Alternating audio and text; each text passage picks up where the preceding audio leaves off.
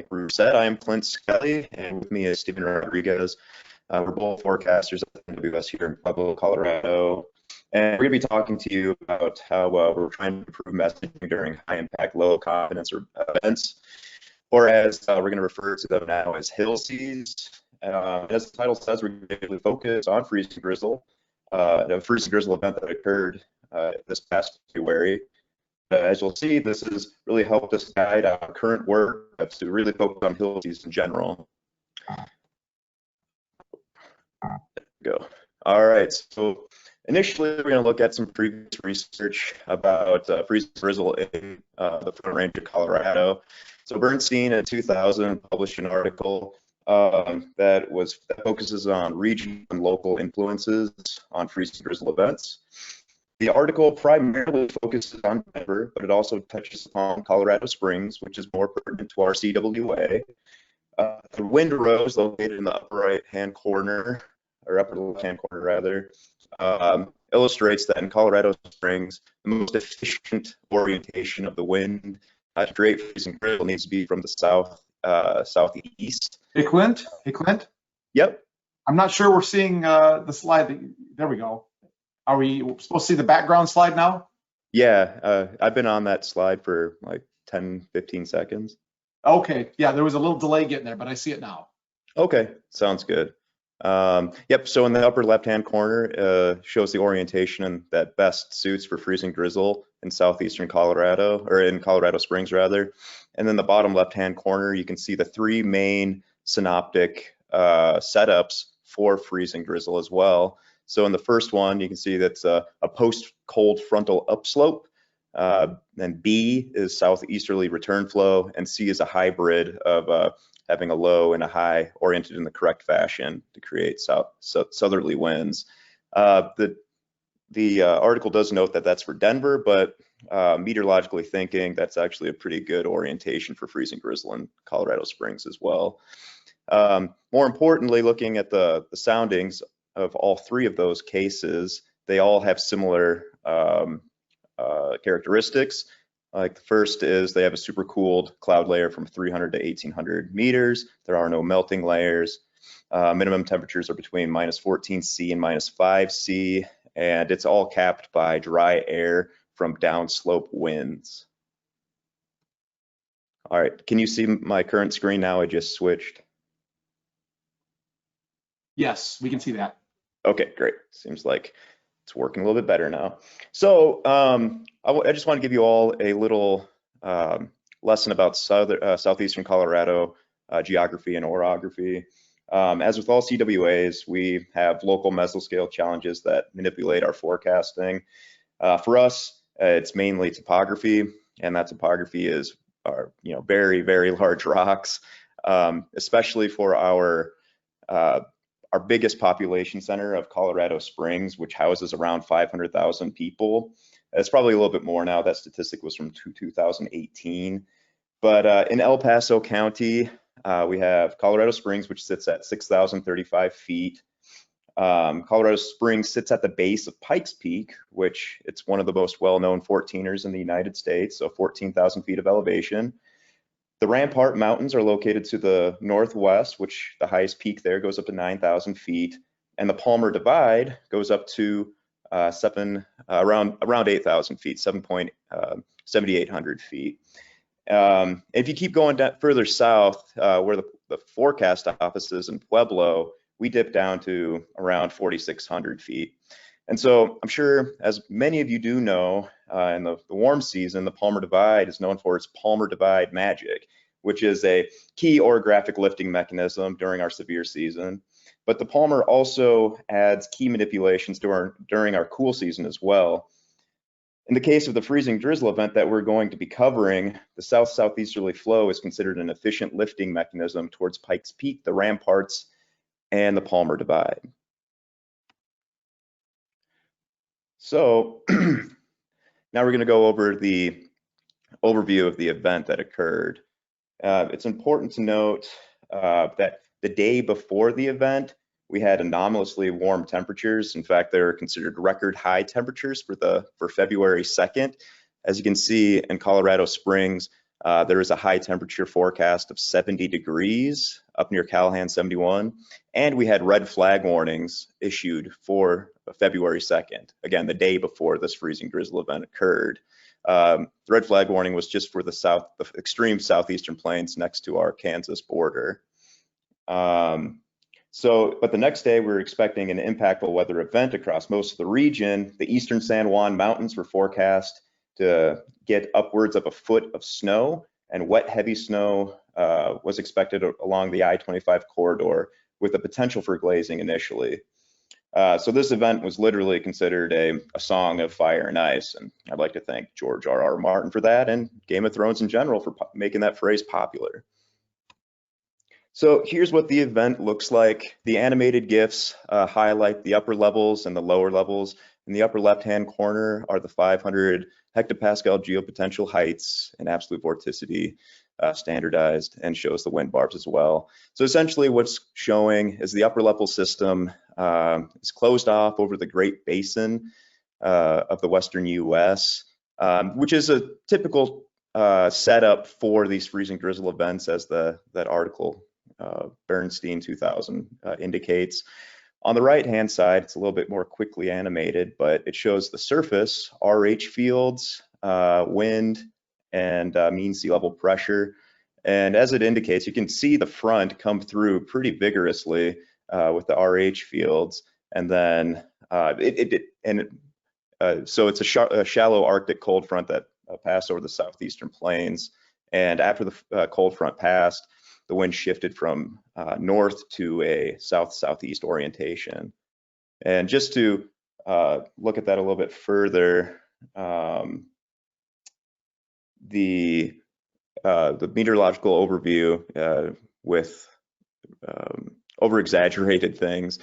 So the upper left-hand corner, there's a RAP analysis. It shows where the cold front was, the surface high pressure going down the high plains, and the orientation of where the winds are coming from. And of course, on the lower left-hand corners, where the low pressure center was. But the most important thing from this slide is the bottom right, where the forecast sounding. This is from Fort Carson, which is just south of Colorado Springs. And you can note that that sounding does show characteristics that were highlighted from Bernstein 2000, as it's capped with the dry layer aloft caused by the downslope winds off of our mountains, and then a supercooled layer from the surface up to around 700 hectopascals. So overall, the forecast was pretty good. We did get snow, sorry, let me start. The forecast was pretty good. Snow did occur where we did think it was going to occur. However, there were periods of freezing drizzle on parts of the I-25 corridor before the snow did start. We did receive multiple reports of icy roads in the Pikes Peak region and portions of the upper Arkansas River Valley near Canyon City, just west of Pueblo. Emergency managers relayed several reports of cars sliding on Highway 50 west of Canyon City, and some of them did end up in the Arkansas River. There was also one fatality that did occur on Highway 24 near the town of Callahan. So this is an image of what it looked like near Callahan in the northeastern portion of El Paso County. So now on to the messaging, and overall, again, I think we did a great job giving important information to our core partners and the public. Though the freezing drizzle did add some complexities, our first mention of the storm was on January 27th in our AFD, followed by the first mention in our HWO on the 28th of January, and then it started popping up in our weather stories on January 29th. And our key findings didn't conclude that the freezing drizzle became more of an issue than the original forecast included. While some of our products did include the risk for some freezing drizzle to form, the confidence was more focused towards an all snow event. So while looking at some of the graphics that we sent out to our core partners and the general public via our situation reports, weather stories, and social media posts, the NWS and Pueblo really embraced the what, where, when, and impacts messaging paradigm, which creates a simple, consistent, and concise and effective message to our partners. A new messaging method we started using during the storm event, during the storm, was the graphical nowcasts, which Stephen Rodriguez brought from the Chicago office. And it gives real-time updates to what's actually occurring in the weather event to keep people further, informed. So lastly, it's great that we did this postmortem because earlier this month, September 8th, we got one of the earliest snowfalls we got the earliest snowfall on record here in Pueblo, Colorado. But it was a very similar kind of situation to the previous event that we talked about. We had record-breaking heat the previous day, and then the day of the event, we had snow fall across all of southeastern Colorado. And these are some of the graphics that we sent out to our partners and the public. And we tried to really embrace the what, where, when, and impacts kind of paradigm. We upped our NWS chat discussions, but overall we wanted to create consistency, confidence, conciseness, effectiveness, and awareness through our messaging. And after that, I'm going to throw it over to Stephen Rodriguez, and he's going to talk about where we took this postmortem and we took it to the next level.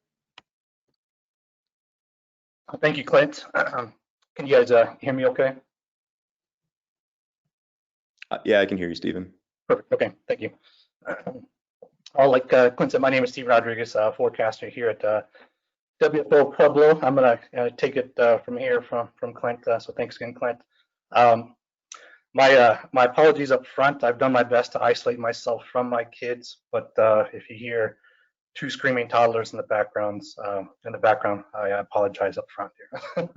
But as Clint had mentioned, the freeze and drizzle event back in February 3rd was a challenging event in the fact that freeze and drizzle ended up being a little bit more of a predominant aspect to this event. Clint had also noted that we did a really good job of messaging that event, not only with our graphics or sit reps, but also with our area forecast discussion, HWO, with almost a week's notice of this this event impacting the region. Once again, unfortunately, the freeze and drizzle ended up being a larger aspect of that. It was mentioned in some of our traditional products, but there was lower confidence with this event that had high impacts there. And so, additionally, unfortunately, there were wrecks and someone did pass away.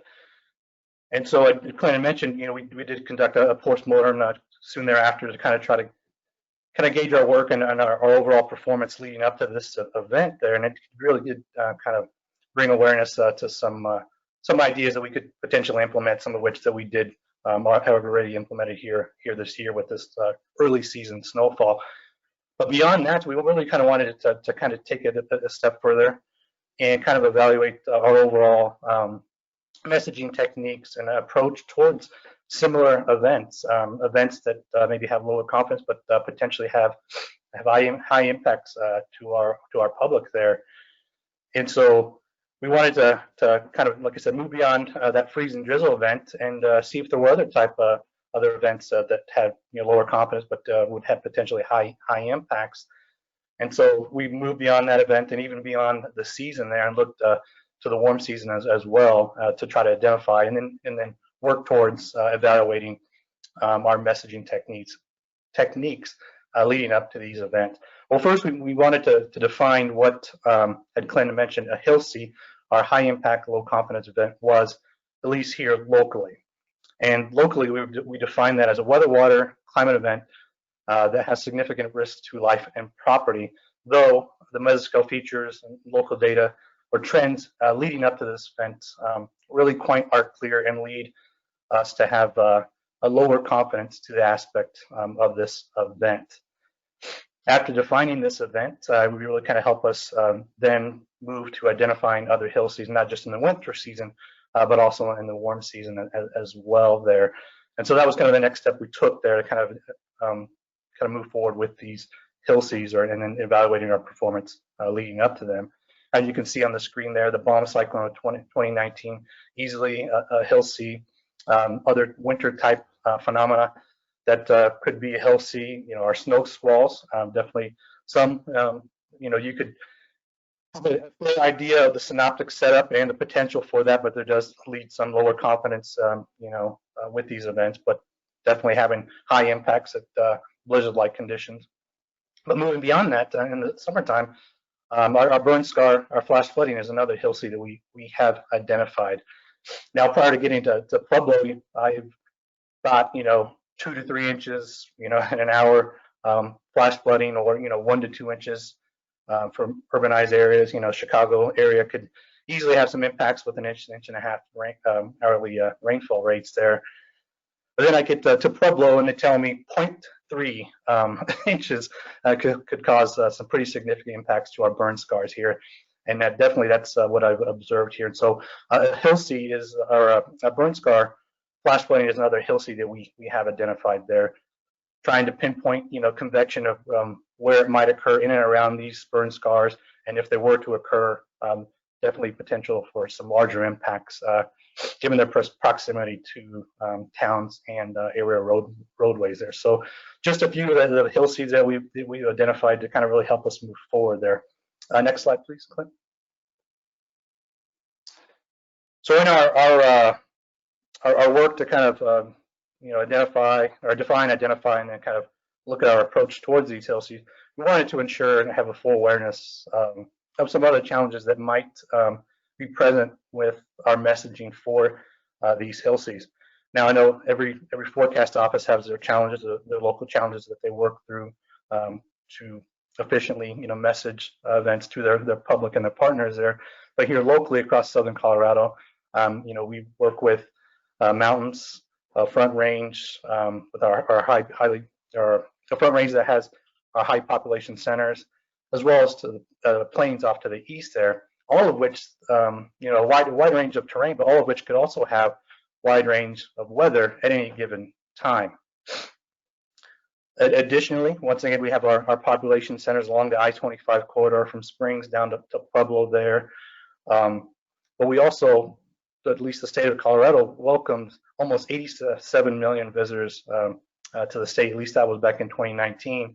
And looking at the stats leading up to 2019, that number continues to increase each year. So, highly populated center with high traffic across the I-25 corridor, with additional, millions of visitors to the state. Additionally, the number of fatalities per vehicle miles traveled is higher than the national average there. And then lastly, another statistic here from Colorado Department of Transportation. The study looking back from 2005 to 2018 shows that a majority of the crashes across Colorado were a result of snow, sleet, or hail. Now, that's likely not anything shocking, of course, or even too different from many places across the country. But when you piece that together with the wide varying terrain, the number of individuals that are traveling across the state, the visitors coming to the state that may not be familiar with the wide range of terrain or the weather they could encounter, that does start to be a little concerning, or at least something to take into consideration when we're really kind of trying to message these events and ensuring that we're reaching the public as best as possible. Lastly, there at the bottom there, CDOT also did a survey this last year, looking to see where the general public have got their information about the travel information prior to getting on area roadways or highways there. And they found out that the majority of the public received their information either from the news or the highway signs there. And I travel from Springs to Pueblo every day for work there, and I do see those signs, and they're definitely a great resource to kind of spread information. So that last point there, really not necessarily a challenge, but more so I think an opportunity for us to really kind of try to reach those individuals, those visitors reaching the state, to work more closely with our partners to spread that awareness and spread that message here across southern Colorado. Next slide, please, Clint. So where has that taken us up to this point? Once again, defining a Hillsie, identifying, and then working through some of our local challenges. We are now working on a project that we're calling our Soco Hillsie project, our Southern Colorado High Impact Low Confidence Event project that really kind of has three kind of main objectives or goals with regards to our messaging, our external collaboration, and our internal awareness and support, trying to get to what we call, a Hillsie state of mind where consistent, transparent, and concise messaging are at the forefront of a well-collaborated forecast effort.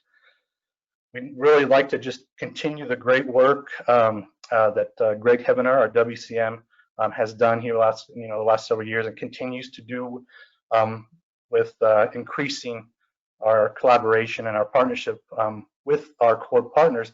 We just really kind of want to take what he has really accomplished, the good work that he's done, and kind of try to help that and actively engage those core partners with this project. A couple of ways that we are planning to do that is with a virtual integrated warning team workshop, as well as some questionnaires that I'll touch here on the next slide there.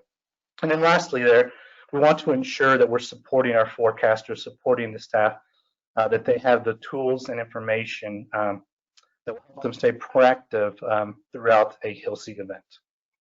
Next slide, Clint.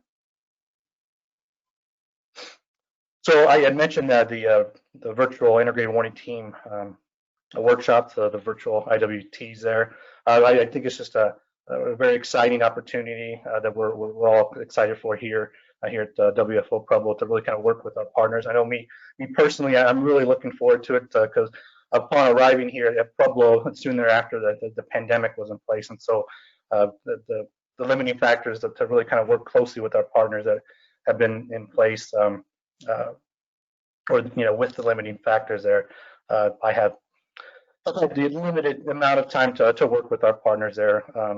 So I think this is a great opportunity to really kind of work with them and really learn from them, and learn with them so we can evolve with our partners throughout this project and for our messaging these Hillsies. But once again, really kind of taking the great work from Greg there and really kind of trying to strengthen those relationships, but really kind of learn from them and try to understand their needs before, during, and after a Hillsie. We are actually having two IWTs. I think ideally, maybe we would like to have one where, we bring in everybody together there. But with the pandemic, we've kind of encountered some scheduling challenges there. But nonetheless, we are excited about it. I think there's opportunity in breaking them up. One next week, actually, with our broadcast media, and then another one hopefully then this next month or a month after that with our local EMs as well as CDOT there. So I think just a great opportunity to learn from them and kind of understand their needs, and so that maybe we can further tailor or refine products and services to better support or for better support during Hillsies there. Now I mentioned on the slide prior a questionnaire, and we actually did send that out about a month or so ago, and it wasn't anything overwhelming. Maybe about I think 5 or 6 questions there, really kind of trying to hit at and kind of start some initial learning on our messaging, collaboration, confidence, and certainty. And that's actually proven to be pretty effective. We've gotten some pretty good feedback thus far from our broadcast media, that some of which we've actually really been able to implement there. So something that's simple and easy to kind of gather some information has proven pretty beneficial there. And so we'll likely kind of take that a step further with our IWTs, and once again, just really kind of learn with our partners here to evolve with our partners. Next slide, please, Clint.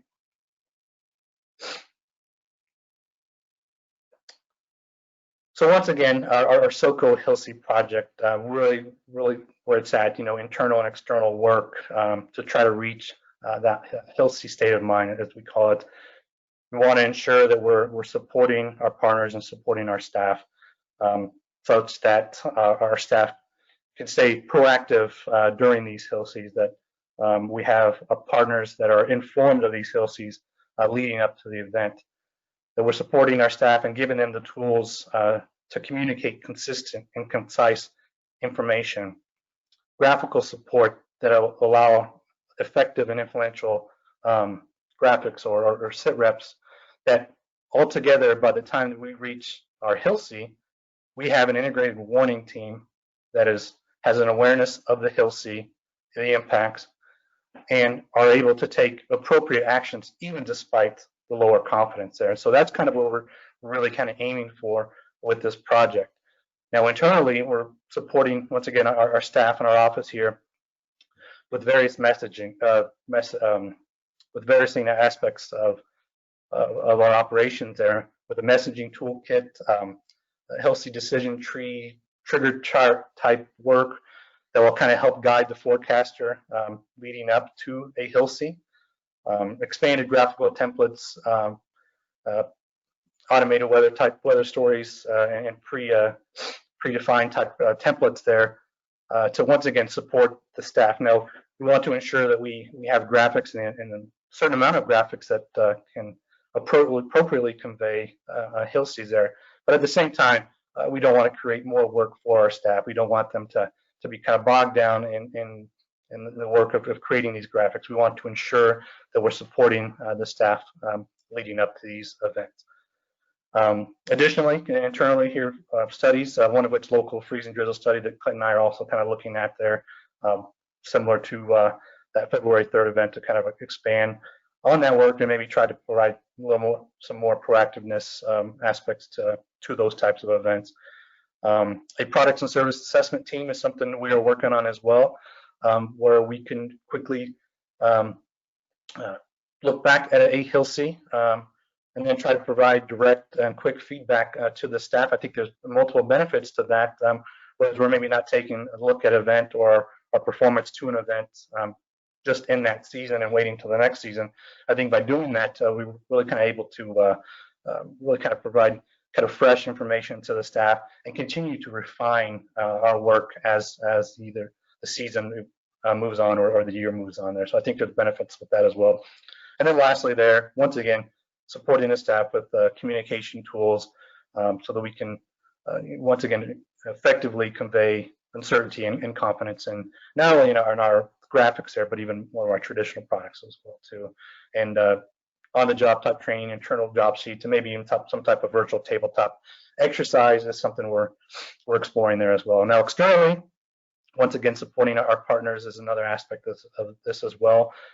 We are the trusted source of information that when these Hillsies arrive, we want to ensure that we're providing the best IDSS to our partners, but we also feel that when the integrated warning team is on the same page leading up to these events there, that the best IDSS can occur there. So any way we can get to that point, whether it be hazard assessment training or creating some type of resource, pooling of resources for them to maybe a self-brief prior to our support, I think might be a great opportunity as well there. Additionally, looking towards working with our traditional partners, but also some of our non-traditional partners as well, ambassadors. The spotter and camp community is phenomenal here across Southern Colorado, so working with them is going to be key moving forward. The stat that I presented to you earlier there from CDOT on how our public gets our information prior to getting on area roadways, I think is going to be another great opportunity to explore with a multi-effort safety preparedness campaign, working with our partners to try to reach those individuals as best as possible. And lastly there, working with our current suite of products and services, but also exploring other ideas as well. The EHWO, which can be a great tool, that great visual to give you the who, what, when, and where. I think it's a great tool for us to explore. That being said, when you get to the excessive rainfall or the flash flooding, it does have some limitations when we're talking about trying to convey a message on burn scar flash flooding. And so we would love to kind of work with the HWO, but we also are kind of exploring some other means and an index of such that we can use to not only give our partners, an hour heads up or hours, but something more of an outlook that morning or the day before to really kind of to hit home to them that this is a day that burn scar flash flooding could be a high impact or high risk that day there. So a lot of great work that we're kind of doing internally and externally there and exploring just multiple avenues there. And next screen there, Clinton. And that is actually it here for the presentation there. Once again, thanks for everybody for listening in here on our talk. Klint and I are pretty excited about this work, and just kind of once again taking the great work that WFO Pueblo has done here, continues to do, and just really kind of trying to help as best as possible. I'd like to thank Ariel Cohen, our MIC, Greg, Paul, as well as Michael with this work and kind of our additional work here moving forward. And then additionally here, thank WFO Boulder as well as Grand Junction for their support to this point. And we look forward to maybe possibly taking it beyond just here our local work, but maybe even the kind of the whole neighborhood concept, as we call it here, by maybe working on some type of a statewide work here, maybe sometime in the future there. But once again, thank you for your time. And at this point, we can entertain